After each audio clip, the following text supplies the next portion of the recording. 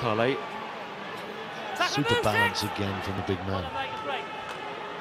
Rauluni. Little. Ratuvu.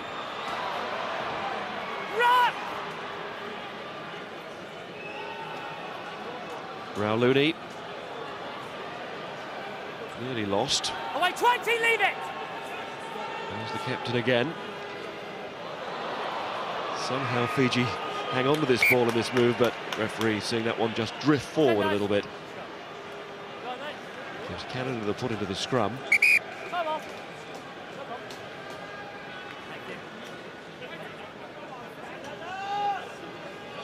Mike Burak was the man who went off for Luke Tate. There's the knock-on. Nothing Fiji can do about that. Kunavore trying to thrust Pritchard off. Canadian is through with the tackle, but the knock-on has already been seen. Have to get out of their own half though. Canada 22-13. They're on a knife edge, aren't they, in this game? They mustn't leak the next score.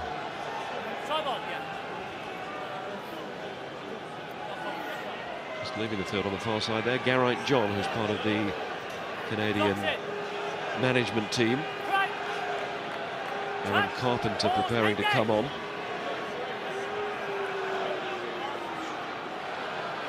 Aaron John, of course, ex-coach at the Cardiff Blues. Take a step.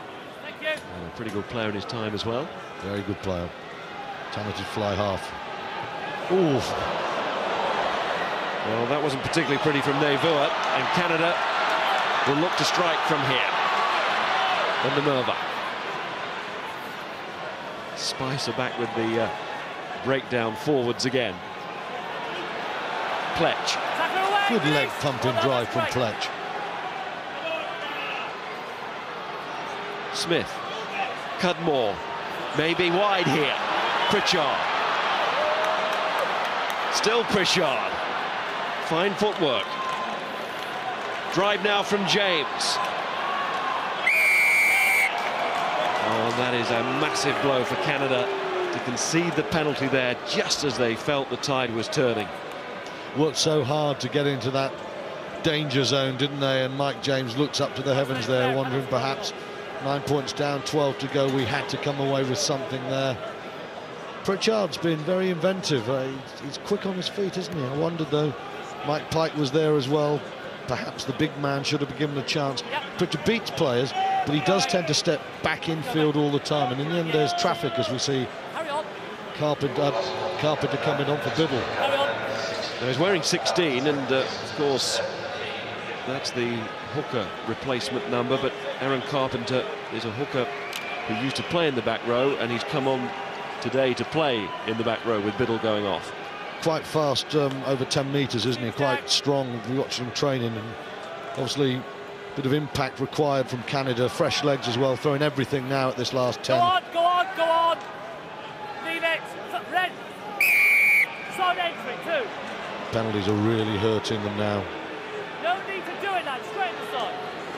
Possibly killing them. First one was a sack, lad. Yeah. First one was a sack. 6-7 metres from their line. They conceded one when they were in a fantastic attacking position with quick ball. Nicky Little boots it to touch, concede another one. 2 penalties, and what are we? 65 metres downfield. That ain't how you get back from 22-13 down.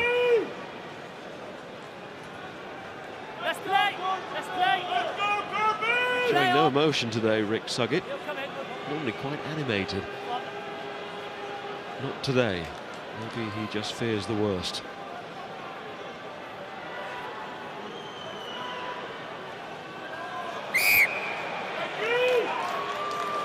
It's not straight. Yes, sir. Nowhere near straight. And that's the last throw for Koto there. The hooker, no surprise after that one. Sauturanga comes on. Veroniki Sauturanga. Locks in. Came to the World Cup as the 3rd choice hooker, but he's the replacement today, and he'll be delighted to get into the action now. Very important action as well. Fiji looking to close the deal here. Steady 13. Spicer, who's had a very competent game in midfield, but Picks out Ratuvu, who again slips on this surface. With the roof closed, you can't really blame the rain. I don't think there was any outside anyway. It's a lovely day in Cardiff again, as it was yesterday. With the roof on, the noise stays in, and the atmosphere has been good. People have found this an absorbing contest. Just what the World Cup is made for. Very ambitious from Ratuvu there as he slips, because he could have let that ball go into touch and give Fiji the throw-in, count the clock down a bit, but he was determined to counter-attack, and then the feet went. Canada get themselves a position from nothing, really. Oh, Carpenter. Looking round for support. Doing very well. Now he needs to get it back quickly because there is a giant overlap. Spicer on. Smith to Colpen. Must finish here. Pike must finish. Oh, he has. Or has he? Ball under the left arm into the corner. He scores it, no problem. Now we have an issue. He had to trust himself there, Mars. He had to really go for it. Just check the ground of the ball. I've got a double movement. Check the ground of the ball first, please. As Tony Sprowbury says, two issues here, grounding and the double movement. Check the ground of the ball. The first time did he get on the line, the first time he was tackled. I think he's hit the line the first time. Let's just watch this. Decides to step inside Nevua. Oh, it's close, isn't it? These double movements are so hard when you get super slow-mo replays because it's not real timing.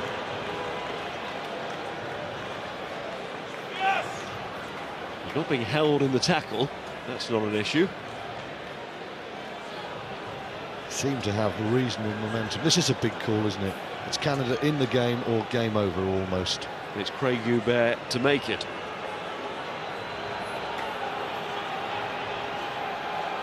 Yeah, sure. Stops short, but he's still sliding on this slippery Welsh surface. The momentum's fine there. Oh, I think that's a try. And he's just, as you said, Stuart, right at the start, seemed to get it on the line first, then put it down to make sure. The crowd are awarding it. A lot of Canadians here. Did he and then start again? I just think there's constant movement, that's momentum. And that's where it hits the line first, and I think he then goes up and down again. There. Yeah, give me a decision. Yeah. Such a big call.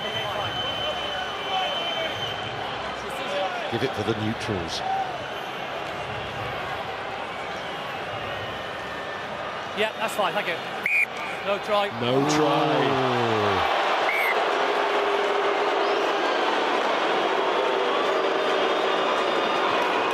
You can hear what the crowd thinks. Well, that should have been scored really by Mike Pike. That's a let-off. Here is Pike. More than likely burning up inside because what an overlap was wasted there. It should never have got to that point. No, it was a sitter made by Carpenter. Another overlap, though. Might not matter if Canada score from this move.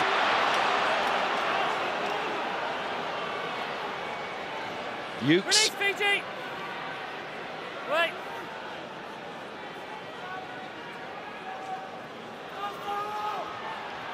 Spicer. Colpen. Van der Merwe. Cracking line that was.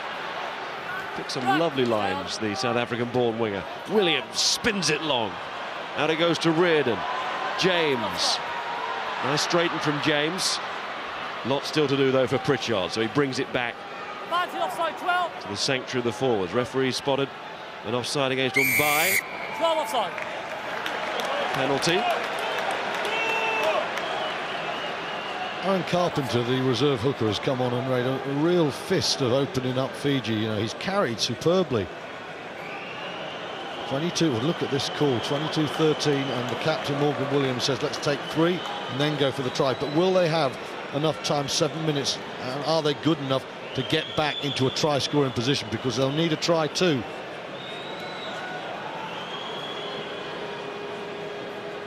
There's that 50-50 call, isn't it, for a captain in this situation? He's just got to trust that his side will get back up there. He knows he needs 2 scores. And this now simply has to go over. Now that Williams has said to Pritchard, we're kicking. This is a no-option kick for Pritchard. It must go over. And it does. Canada keep crawling their way back into this game. You have to admire their defiance, don't you? At 22-6, it looked all up for the Canadians, but they have just picked it up again, and just once or twice Fiji's defence has just switched off a bit, hence the overlaps. Will that be the wake-up call they require? Little needs to hang this high. Fiji get some territory and ball and just quell Canada. And my mind keeps going back to that penalty that Fiji turned down when they went for the corner. Yeah.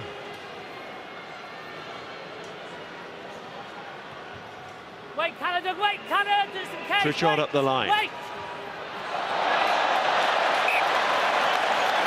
Mayambole tried his best, but that time it wasn't good enough.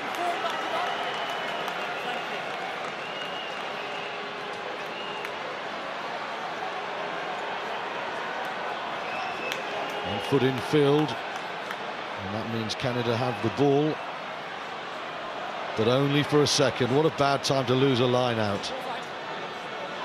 What a good time, conversely, for Fiji. Have had problems in that area all afternoon. Pike. So sure underneath the high ball, Mike Pike.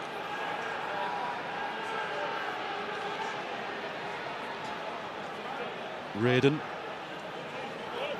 Here's Berrett, who's got it back. Here's Carpenter, this impact man. All stolen. Koya Mayambole. And back on his feet to power on. Kudavore. Didn't really need to lose possession there. Bad decision. Gets lucky. Got away with it. Thank you.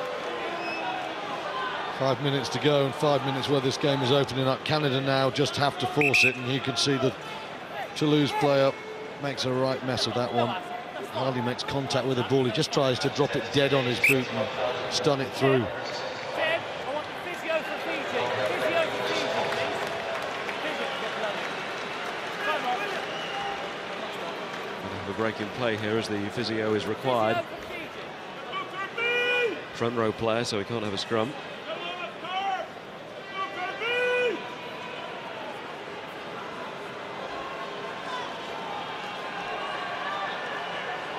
Marvellous moment there. Tony Spreadbury was shouting 80 metres across the touchline. Physio for Fiji, and then someone pointed out he's about a metre behind you, Tony.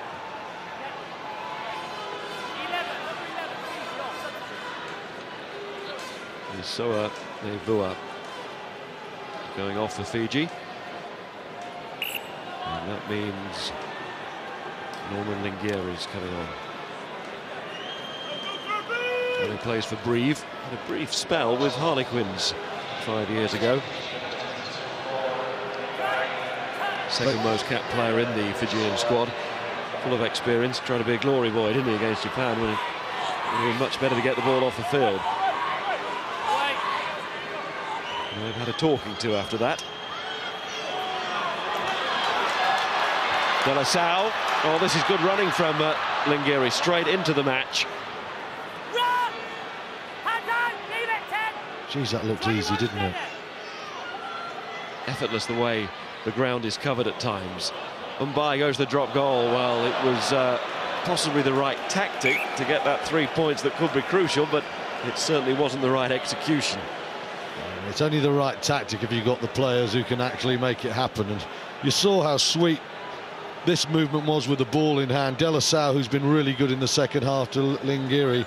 And then by a horrible attempt at that drop goal. It didn't look natural, let's just put it that way. Switch it one way, the other. You thought the fourth try's on here, and all we got was a botch. Rauluni. Lingieri. Here comes Mike Pike once more. Straight into the breadbasket again. And then the effervescent DTH van der Merwe, who's been willing all day. Cutmore.